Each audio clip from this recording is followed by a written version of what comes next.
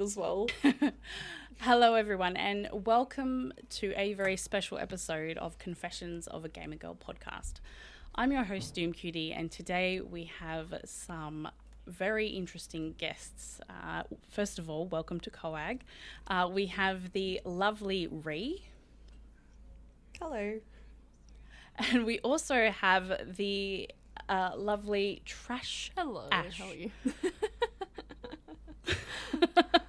I'm not sure how I feel about this, like saying trash, but you know what? You own it. Trash, that's fine. Ash. We're just gonna have to roll with it. Ash is fine. Ash is fine. It's the same. All right. Beautiful.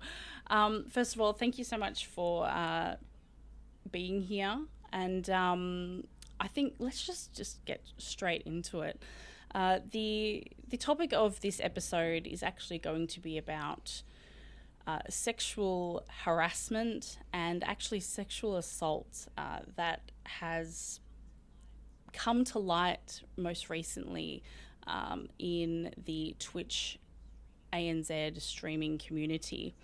And unfortunately, I can say without a doubt that there are a vast majority of women in this community that have experienced this kind of conduct, or they've known someone who have experienced this conduct. And I think this episode is going to be incredibly real.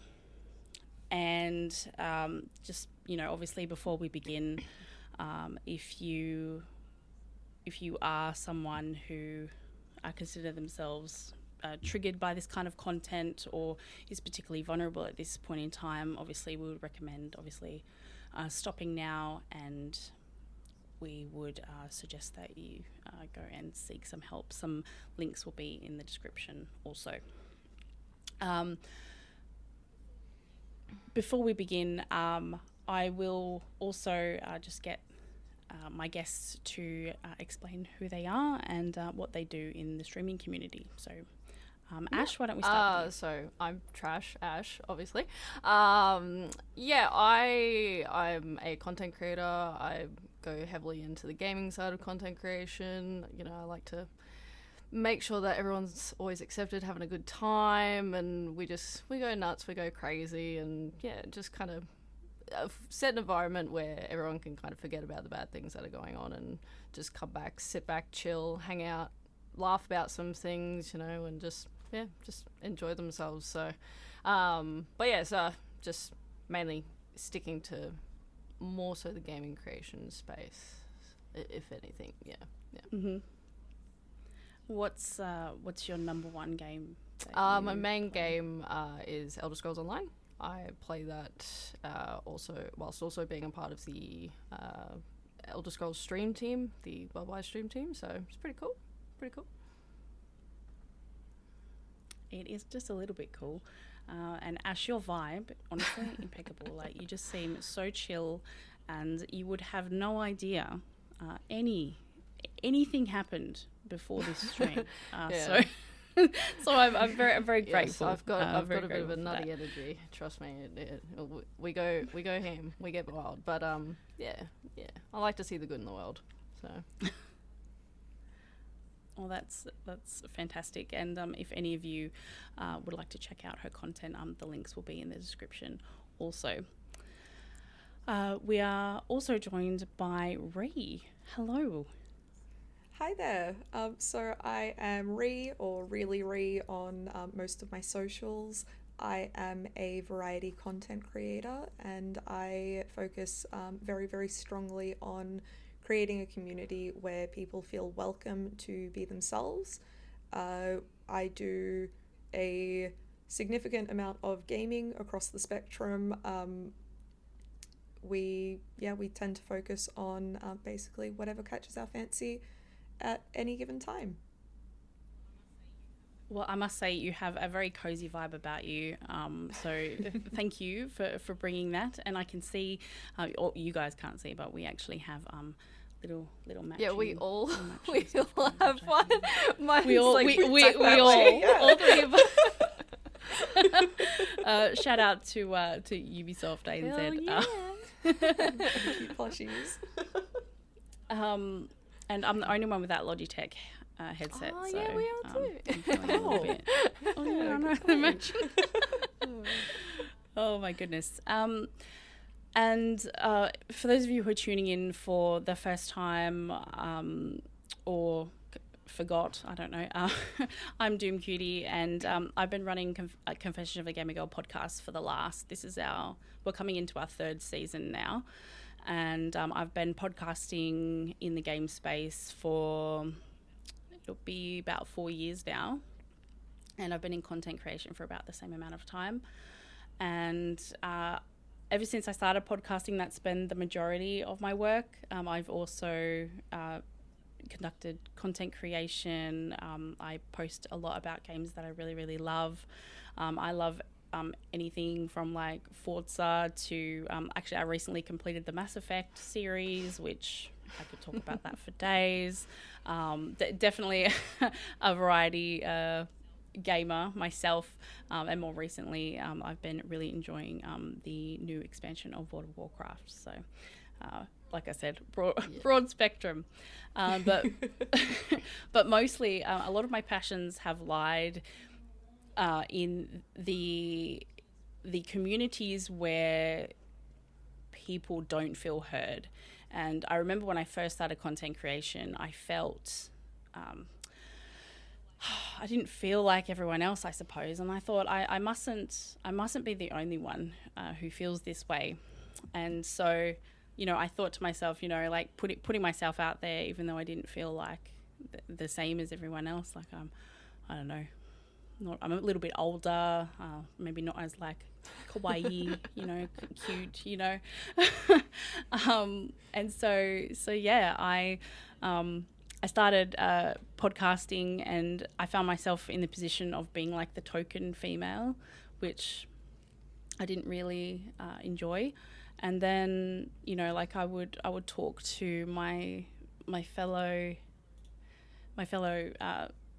gamers girlfriends, and they'd be like, oh no, I don't want to do any of that, like I feel really uncomfortable. And so for me, I felt like these women had so many important things to say, and I just wanted to create a safe space for them to do that. And yeah, I've kind of just fell into it, and I've been doing it ever since. So yeah, so that's a little bit about me. Awesome. Thank you. Okay, so the whole thing that actually started this idea, for me anyway, was a tweet from Rhi herself. And obviously we won't go through like the nitty gritty details, but essentially Rhi described a situation where there was no consent given, and the person who was assaulting her continued to do so, and had, in multiple ways. Now, this then sparked a bunch of other people, not only talking about this person, but other people in this space who had sexually assaulted them, sexually harassed them, not only in person, but online.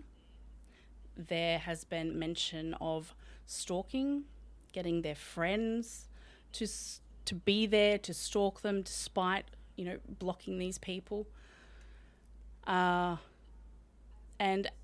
as a person who has experienced that myself, it is the most isolating feeling in the world. And any person who is listening to this right now, you are not alone.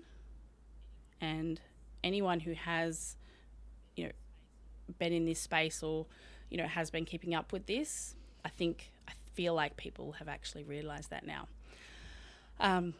But I was actually genuinely surprised. I was like, this girl, okay, this lady has had the the balls to come out, okay, to come out and say, this is the person, this is what they did, you shouldn't be following this person, you shouldn't be supporting this person, and this is the reason why.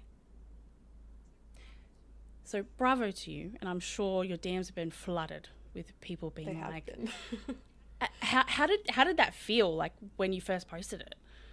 Well, I mean, at first I wasn't expecting to have the response that I did actually end up receiving. I put it out there fully expecting to potentially never create my own content again. Wow. It was at the point where all that was going through my mind before I posted it was maybe I'm the one who leaves the content space.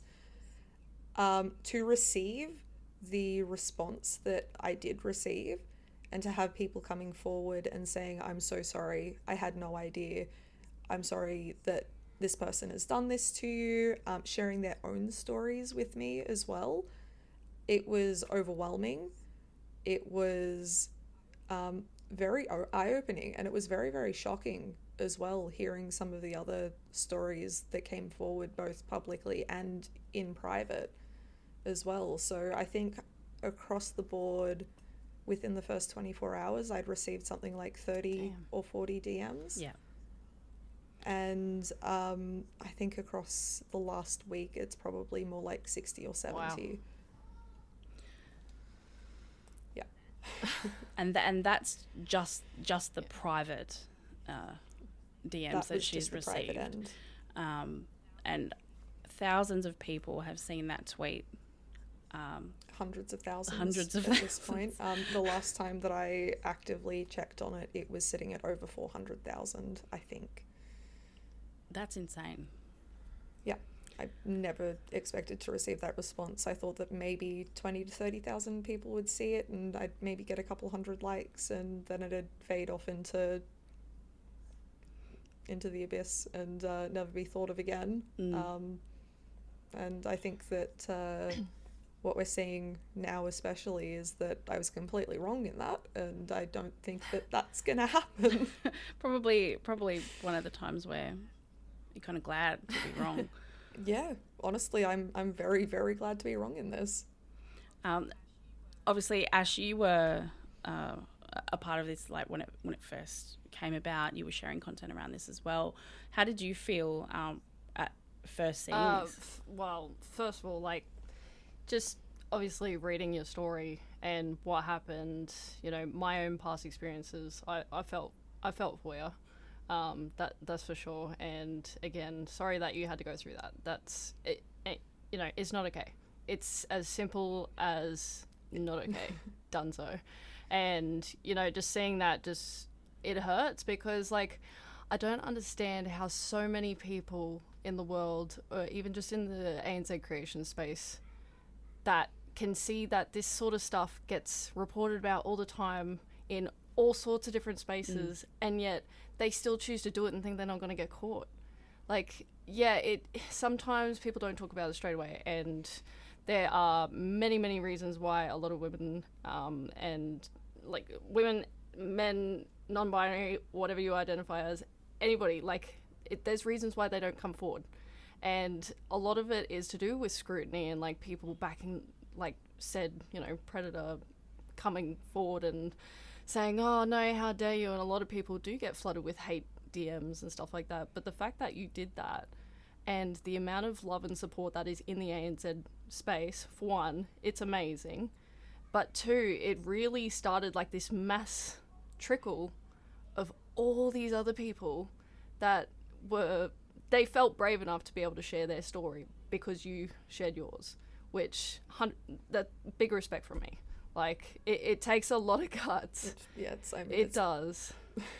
It's scary, and it was, I think, 100%. The best outcome to come from that was for other people to feel brave enough to share their stories. I'm just glad that now, obviously, with, like, a lot of these stories that are coming forward, we're able to identify, you know, those other people that are doing wrong and have done it many times, thinking that they're not going to get caught, and now it's the time that, you know, they're all under scrutiny and they're all getting cancelled, essentially, which is great.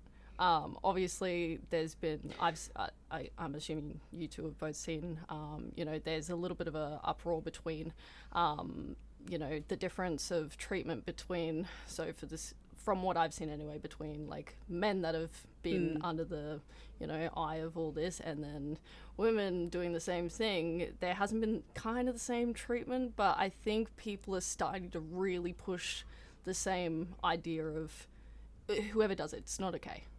Simple as that. Yeah. No, it's a really good point to make, actually. You know, obviously we can speak from our experience because, I mean, we identify as women, but like I dare say, you know, like people are saying, oh, you know, like, you know, well, what about men? What about when men get sexually assaulted? And there are a lot of men in this community, and I don't think any of them have ever mentioned to me, I don't know about you guys, where they've felt physically uncomfortable by a woman or a man. Most of the time, I feel like most of male humour exists in a space where they are quite, you know, innuendo-y with one another, sure, you know, all that, sure. you know, Yeah. workshop trash, Yeah. trash talk, you know, Yeah. like that's just it, you know, like they joke about, you know, actually assaulting one another in intimate ways, and that's, you know, that's the joke, right? And, you know, that's all well and good because they're obviously giving consent to that, but I've never seen anyone go into like a deep depression because of that, or feel like they were unsafe because of that. I think that there is an element in that as well of essentially being afraid to speak out, because I actually have had quite a few men in my DMs as well talking about their experience who haven't been able to share it publicly, and I think that there is a bit of a difference there. Yeah. Just based around, you know, their own mindsets or how they feel like they're going to be treated, how they're going to be perceived if they actually publicly speak about it. So I think it's just a little bit of a different dynamic there, especially with coming forward, and especially I've had a few people say that they don't want to detract from the conversation as well, which I don't think is quite what it would be doing either. Yeah, So I don't think when you posted that you were like, oh, fuck all men. Well, no, it was in at the end of the day, I spent a couple of days trying to share every single story that came across my feed, because I didn't want anybody to feel like they had been forgotten. Yeah, but you know, like that's quite a heavy burden, I will say, Rhi. Like you're not in charge of, you know, sharing every single person's story, but I'm sure you obviously want to give back to the community that you felt was, you know, very, very supportive of you. I don't see why they wouldn't have been supportive of you, to be honest, but, you know, that's neither here nor there. I actually do want to just take one step back and just ask, like, what was there like a final straw for you, like, to share this? Or did you, like, was there a conversation that you had with someone that sparked it, or... There was another post from somebody else who'd had an experience who didn't name and shame. Right. Yeah, okay. And they were essentially having a lot of comments about, why aren't you naming this person? Why aren't you protecting other people? There were some bot comments as well who were actively naming the person. And the decision was that even though I'd said I'm not going to be the first person to actively point a finger and name, I decided that I would be. And it was literally that scenario that had me pushing to post that night. Yeah, wow. I mean, well, technically, if you want to think about it, you know, you weren't technically the first, if you want, you know. But I obviously want to get like both of your opinions on this. Do you think that no matter, you know, femme presenting mask presenting, whatever you identify as, do you think that naming and shaming a person's perpetrator in a community should be the norm? I think so. I think, if you are, coming out and telling people about your experience and, what said person has done and, that they could potentially be another threat to someone else if, they might be in a similar vulnerable position, like whether you're at a club or you're at a convention or whatever, I'd like to know that someone I'm conversing with is, a respectful, safe person and that they're not going to attempt to try anything with me. Like, if I don't know about it, but other people do, I also don't want... There is this whole structure of some people may not know who that person is for, like, their, bad doings, but at the same time, if I'm only new to the space and I've never met them before and I don't know them that well and I get introduced to them, I'm worried about other people judging me, being like, how dare you be friends with them? And it's just like, what'd they do? I'd want to know. Heck, I didn't even know who I knew this person was. I knew of this just came a up. couple of the people, including obviously Rhi's story. I knew of, but I'd never ever met them, if that makes sense. Yeah. So okay. So you like the idea because it could potentially, save yourself or, prevent something 100%. bad from happening. I am actually going to take the opposite stance on this one. I think that naming and shaming isn't actually appropriate in every circumstance. There are people who wish to share their story and essentially say, hey, there is somebody in the community who has done some quite horrible things, but I'm not comfortable naming and shaming them for my own personal reasons, whether that be safety, mental health, not being ready emotionally to deal with the backlash.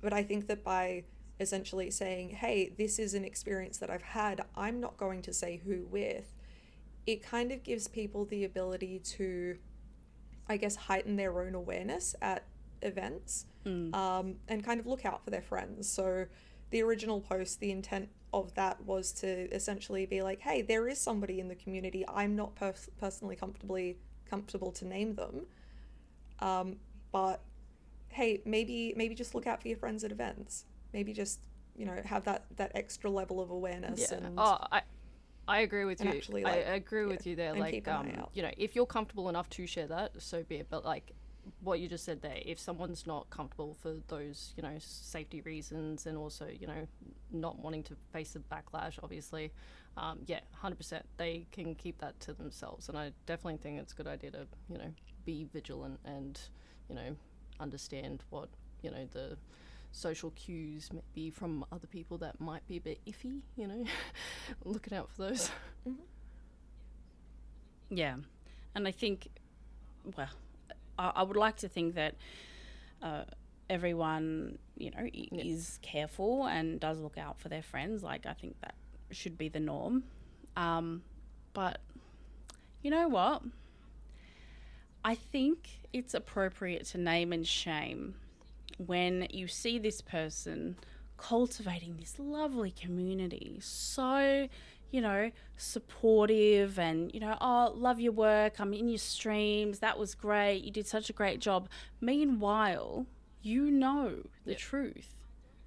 And I don't think that other people putting these people on pedestals in the streaming ANZ or any community for that matter is healthy for anyone. Because my goodness, like, you're just, if you aren't comfortable naming and shaming, you're gonna sit there and you're gonna be like, oh my God, maybe it's me. Maybe I took it wrong. Like, maybe, I don't want to ruin their career or, their potential opportunities. You know what? Fuck that. Honestly, like, they do not deserve anything as far as I'm concerned. But yeah, that's me. Yeah, I think it does just take a certain level of confidence to actually speak up actively about these things. It's just yeah, if all that you can do is you can share your story but not a name, that's still, you're still equally Yes. as valid of a victim.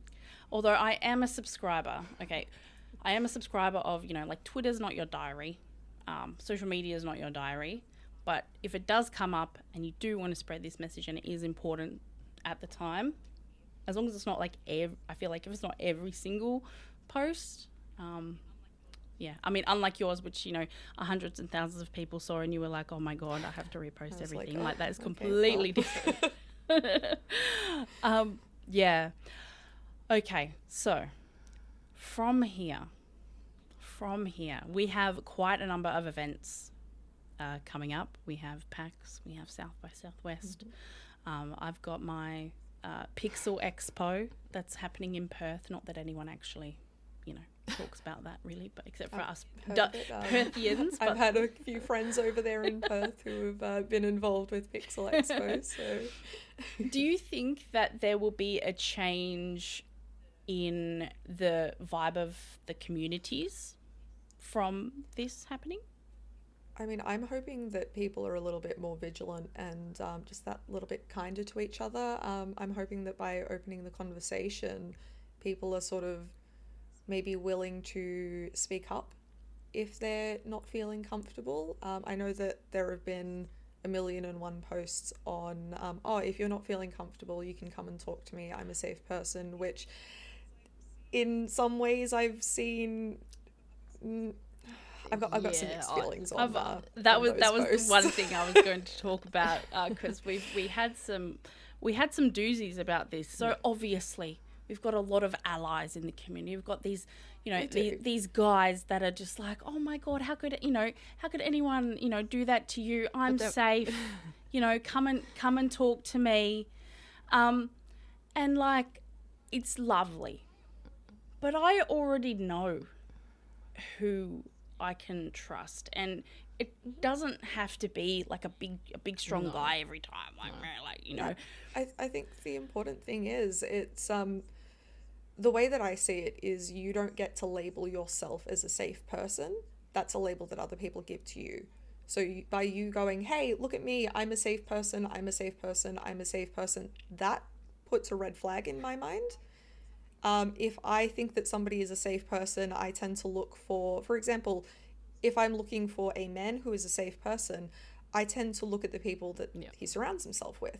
So if I see people who are underrepresented in some communities, if I see marginalized people, if I see other women hanging around, I look at them and I go, okay, maybe if something happened, I would go to them, but I'm not going to remember somebody on the internet who went, hello, I'm a safe person 6 or 7 times. Like, there was a couple of people that, I know through the internet, and we've had like interactions before, we've said hi at events and stuff like that, and they've come forward and they've been like, if anything happens, just DM me, my DMs are open. And I felt like there was just a little bit of mansplaining going on. I don't know if you felt that way, it was Ash. a bit more so aggressive. Like, I know in my post I did say, if you do feel unsafe, if anyone does see me, feel free to grab me, sort of thing.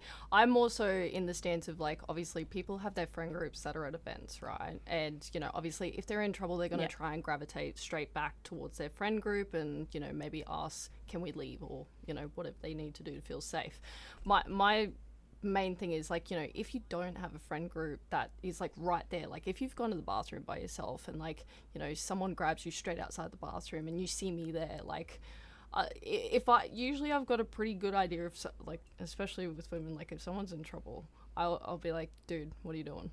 Because the amount of bad nights out that I've had of, like, just girlfriends of mine being in trouble, and I'm like, fuck, having to step in. So, obviously, Rhi, I agree with you there. Like, after my post, I did see a lot of people being like, I'm a safe person, I'm a safe person. It's just, but again, like, you've got really good point, like, of, obviously seeing what that person surrounds himself in, what they post about, how they present themselves.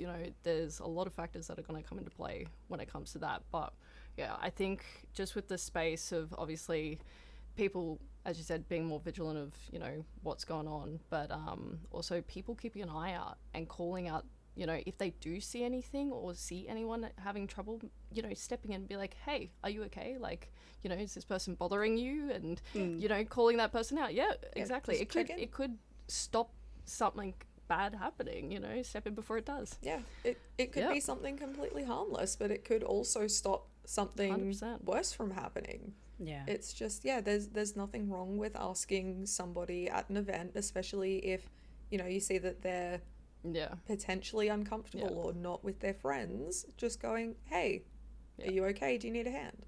Yeah, definitely. I find the people who well, some of them were kind of like, after your post, I felt like they were kind of like chasing that clout, and I already know women and people are looking at your content and like, yeah, if we see you working out, we're going to be like, you know what? Like, I already know that this person is strong. You know what I mean? Like, there's a I don't need you to tell me that you can stick up for me in a fight. You know what I mean? But it's also like preventing those kinds of things from happening, right? So it is just making sure, you know, here's some water, you know. These events often coincide with drinks, and you know, like, here you go, you need a glass of water, or you know, let's move on from here, you know, like if it's just getting too rowdy.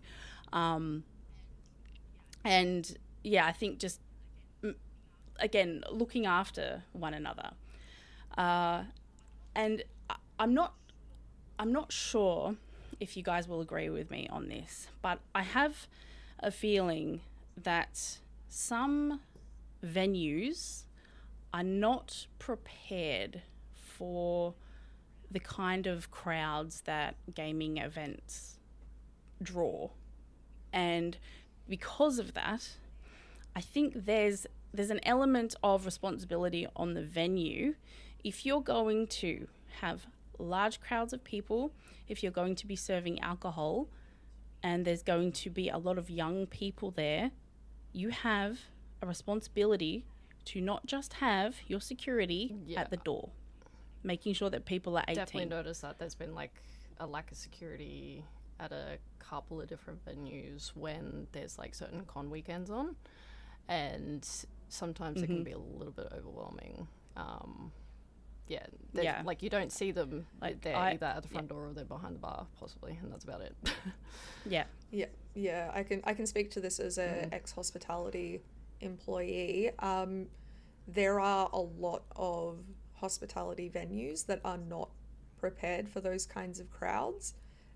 Essentially what we tend to see on large con weekends or surrounding just other events is you see large influxes of people to the places that do have security. They find that there's lines, there's wait times, it's just you can't get in. So they tend to go to smaller venues and overwhelm them. And a lot of the time they don't have security. The security is the bar staff. Yeah. So yeah, there is a level of unprepared around these kinds of things, but it's not necessarily on the venues. Of course, with some of the larger venues, especially the ones that we tend to flock to during conventions, they really should be putting on a higher level of security for events, but we don't always see that happen, as you said. Yeah. I think obviously gaming has become the gaming community has become more of a serious entertainment sector for local governments, and I think with that there does need to be some level of funding and a step up for these venues that do cater towards these crowds, especially during those convention weekends. So I mean, look, it's food for thought, certainly, and obviously, you know, like you said, Ray, it's not completely their responsibility for this, but you know, at the end of the day, they should be protecting the people at their venues. Absolutely, yeah. There is still that level of responsibility at the end of the day. On that note, though, I have had a couple of different venues reach out regarding their security and just what to kind of do in a situation like this, which is usually find a member of staff, let them know what's going on, and they will deal with it to the best of their ability, whether that is getting security involved to kick out certain individuals, certain groups, calling the police, whatever they deem to be appropriate, because they are, a lot of the time, there is somebody on the premises who is actually trained to deal with something like this. Well, yeah, obviously, that's their recommendation. So, yeah, definitely take note of that. I did want to ask a little bit of something that's probably a little bit more controversial, and it's something that I've reflected on, obviously creating content in this space, and especially when I first started my all-female gaming podcast. And obviously, like, social media is a snapshot, number one, of who we are, and we control what is shared. We are,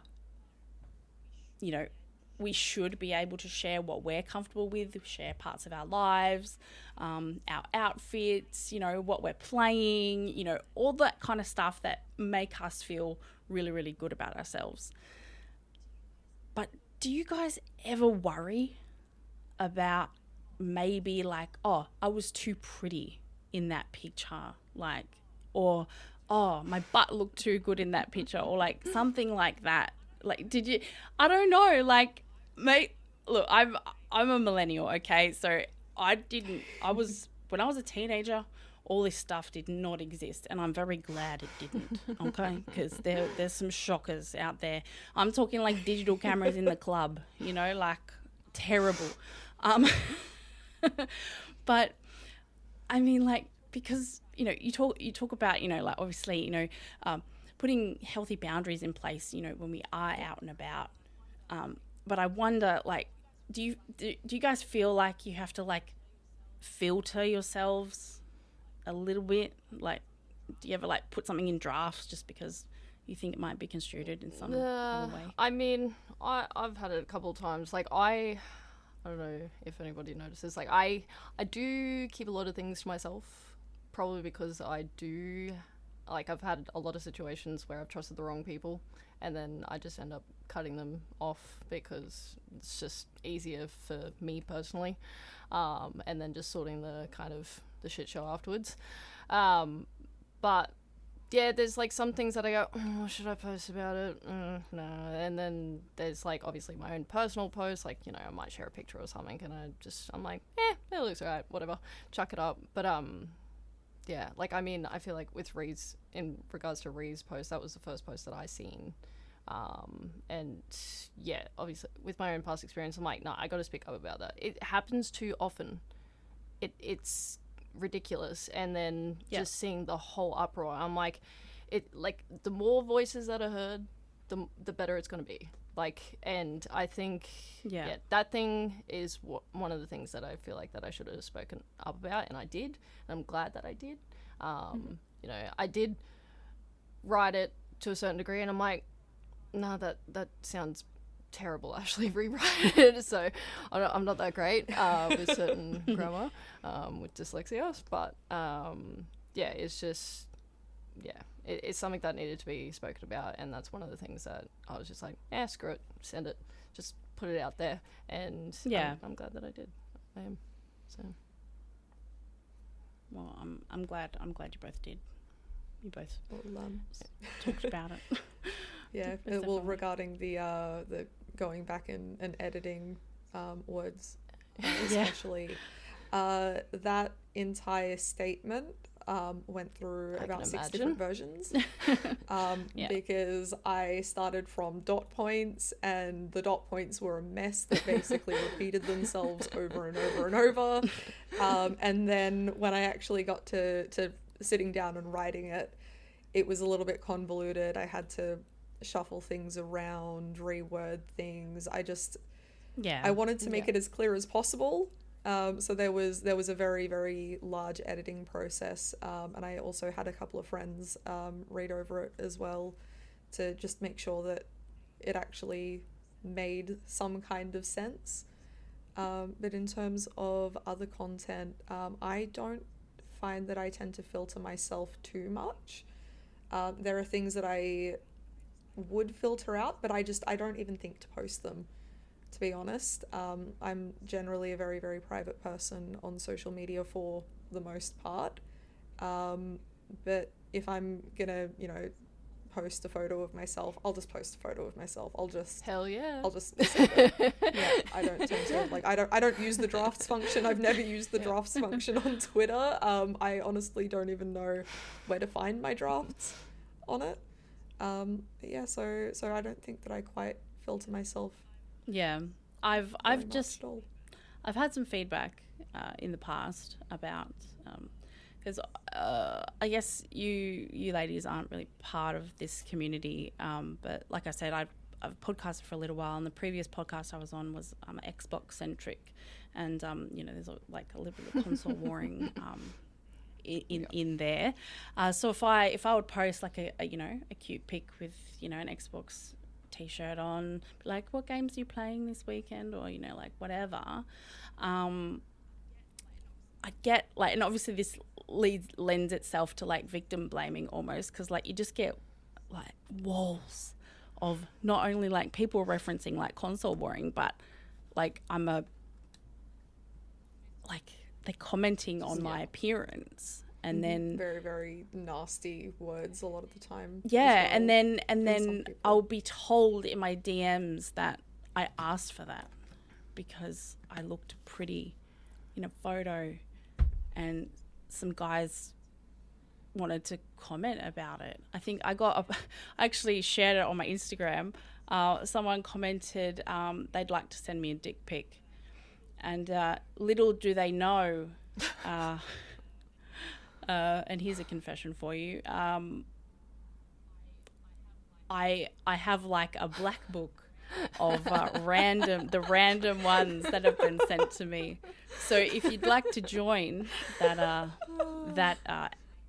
private album, of shame.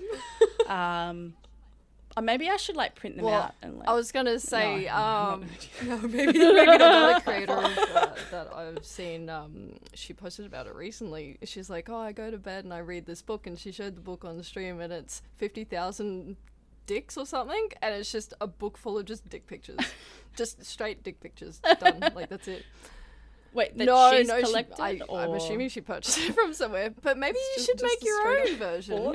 Just unsolicited dick pics. That 50,000 photos of unsolicited dick pics. There you go. Boom. Some people might like that. Definitely illegal. A couple of legal issues there. We're joking. I promise. But yeah, it's just So what I'm saying is just simply existing, and being of a socially acceptable attractiveness to some people, being fetishized,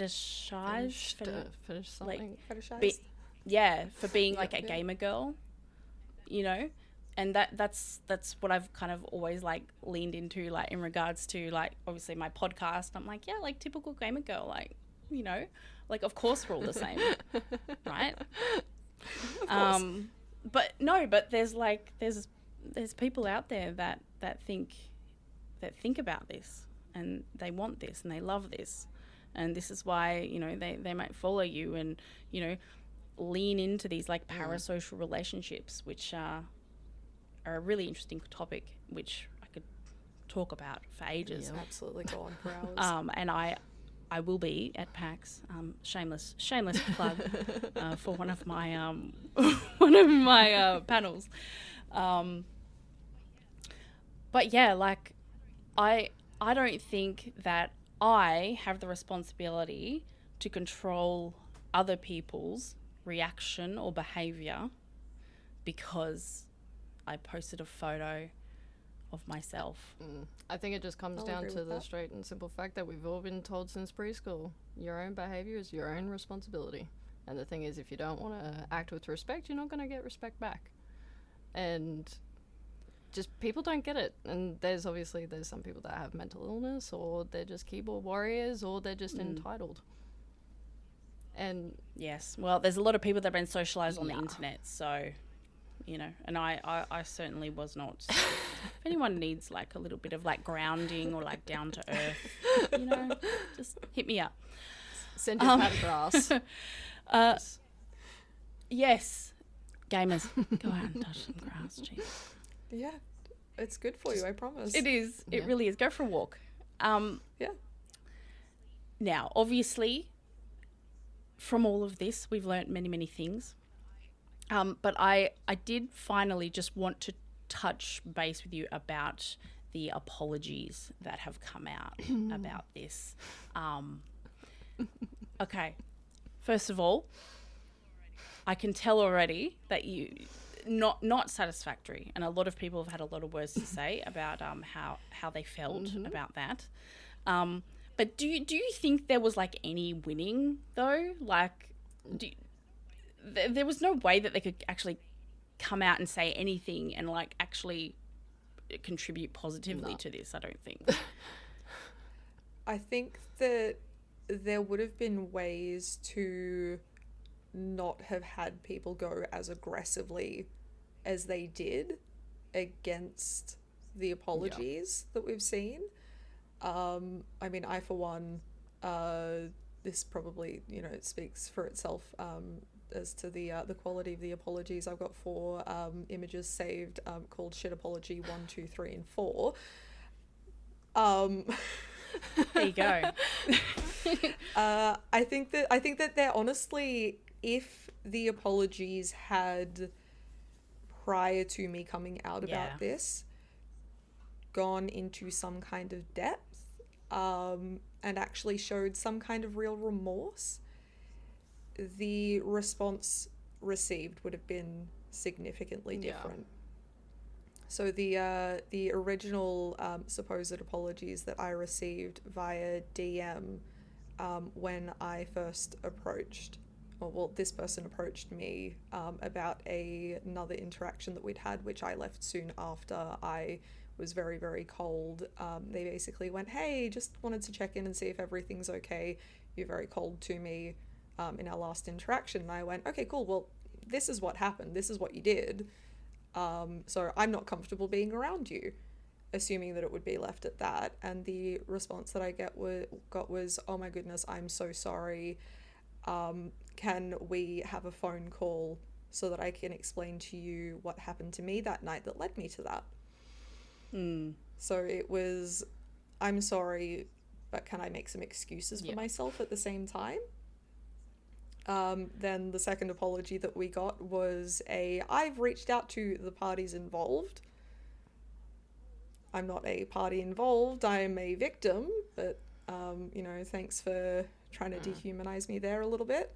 And then the final apology was so close to hitting the apology mark, and then it's always made more excuses. It's always the but. Yeah. Yeah. It's the but, and we've seen it in every single apology that has come out of this. It's always been a but. Yeah. And honestly, like from what I've seen, and obviously I've received apologies in the past, right? But it'll never, no matter if it's a good apology or a bad apology, and you feel like, oh yeah, like that, you know, I can accept that. It's never the same. You have lost that trust with that person, and like, honestly, it would have just been better if they just, hey, I'm taking a break, everyone. Yeah, honestly. I'm going to go and get some therapy, and I'm going to become like a celibate monk. I'm going to Nepal. I'm going to go live in the high altitude mountains, and never speak to anyone again. It's completely understandable. Like, this is such a like high emotion situation, and you know, like it didn't have to get to that point. Like, if you were out and something happens, people have drinks, people, you know, vibe off each other, they vibrate with one another, and, you know, sometimes they say stupid things and they do stupid things. I think it's okay to make mistakes, but I don't think, well, me anyway, if I feel like that I have wronged someone, I have to immediately like talk to that person and be like, hey, like I'm so sorry, like I don't know what got into me, like that is not normally how I am, like immediately, not months later. And not after doing it multiple times either. And, like, you know, if you do it once, multiple people. You know, you do one minor thing once, depends on the situation. You know, if you apologize and you never do it again, then you know, you can see that you're doing the work and whatnot, whatever. But at the same time, it also depends on the situation, how bad it is of what you've done. But then, but to do it multiple times, to be told no, and to continue making these excuses and saying that you're going through some things or you were drinking alcohol, don't go to the events. If you can't control yourself, seriously, don't go to the events. Like, do everyone else a favor. Like, I think that there is a correct and an incorrect way to respond, especially publicly as well, because there are so many eyes looking, especially with social media. You never know who's looking, you never know what's happening. The right way to apologize in these situations definitely does depend, but I think it needs to be genuine. There needs to be no excuses. It needs to be validating for victims, and it needs to be directed at them with absolutely no calls for support for yourself. Because the second that you call for support for yourself, it's ingenuine. It's not about you. At the end of the day, it's not at all. It's about the person that you've wronged. Yeah. And I think that a lot of the response that we've seen from this especially has been, I'm really sorry. Now what about me? Yeah. One thing that I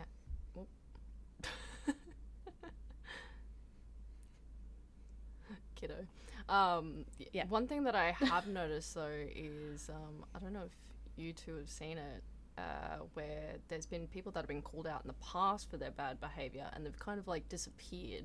There was one name that I'd heard of before, but obviously I'm not friends with them, but like I've heard of them in passing conversation about being a bad person, and then apparently like they were in some people who did post about their experiences, bad experiences, and they're like, oh, I'm so sorry that happened to you, when they're one of the old perpetrators that have done this to other people before as well.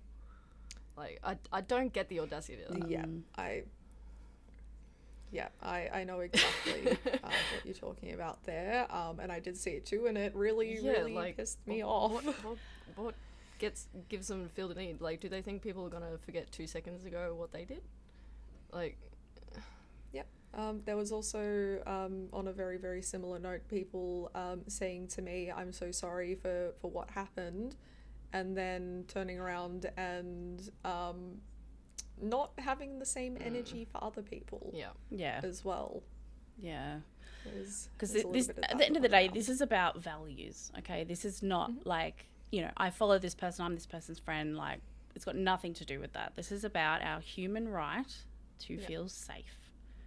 And at the end of the day, if a person, no matter who they are, is going to impede on that and deliberately go out of their way to make that person feel unsafe, sorry, that's we don't want that. We don't like that. And yeah, it's just not a vibe. And if you continue to then, after you've done something wrong, after you have been caught out, and then you're like, oh my gosh, I can't believe they do that. Like, that's literally the most disingenuous thing I've ever seen in my life. Like, it's one thing to, like, turn over a new leaf. But maybe you don't need to join the bandwagon. Maybe you can just by quiet. Be quiet. Just there are definitely under the radar. Knowing when to be quiet, especially. Oh no, but we've all got our own like little platforms now. Like, look at me, I'm on this podcast. Podcast. Oh my god. No, like I've something to say. People must hear it. That kind of vibe. Yeah. But also, like, I don't do it 24/7, and I don't do it like on that kind of stuff. Anyway, people are funny. People are weird. Humans are weird. Yeah. They definitely are. I think that kind of brings us to the end of this episode, and it's been I feel like it's been quite therapeutic. I think it's been not a bitching session like I thought it might turn into, but before we end, is there anything that you guys want to say? Any final thoughts? One of the things I just want to say is massive respect towards you for coming out and saying what you said, and starting this big trickle of everyone else being able to share their story, whether they name or shame, or not, depending on, again, situation. And just keep doing what you're doing. I hope that you've taken the time to, obviously center yourself and being able to feel safe again, and that you've gotten the support from all your peers and everyone in the community as well. So, but thank you for sharing your story. Yeah, it's been nice. It's been a very, very interesting time. I did take almost all of last week off from work, just to sort of look after myself a little bit and spend some time both by myself and with friends. To the greater ANZ community, thank you for listening, for sharing, for supporting, and all that I wish to see from this is to continue to have constructive conversations, especially, as you said, didn't want it to turn into a bitch session. My entire goal from this is I want to keep it constructive. Thank you so much as well for having me on the podcast. It's been really lovely getting to sort of share some opinions, some thoughts, and just talk about what happened as well. Oh, an absolute pleasure to have you both here. And again, that shouldn't have happened. I hate that it happened. I hate that I've experienced it. I hate that anyone else has experienced it. Shouldn't have happened. And, I'm going to continue to support women in this space however I can. So shout out to both of you for being such lovely women. Shout out to you, and Confessions of a Gamer Girl. Shout out to you. And thank you all for listening. And I will see you. You can't see me, but it's very weird. I will see you next time for another episode of Confessions of a Gamer Girl podcast. Thank you. Bye.